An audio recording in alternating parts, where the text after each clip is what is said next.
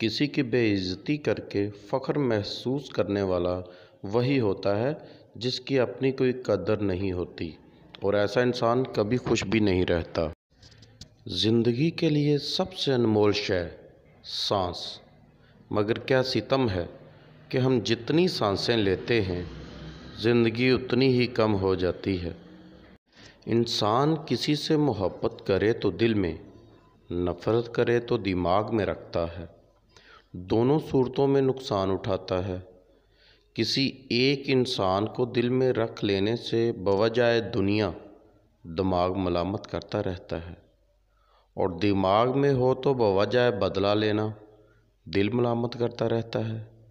اسی ترتیب کو اگر اس طرح بدل لیا جائے کہ دل میں خلقت خدا اور دماغ میں خود کو رکھ لیا جائے تو زندگی گلزار بن جائے۔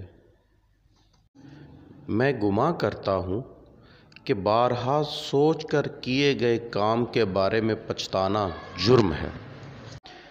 دل و دماغ کو ایک پیج پر رکھنا ہی زندگی کا مشکل ترین کام ہے، اور اگر رکھ لیا جائے تو اسی سے زندگی کی کامیابی بھی ہے۔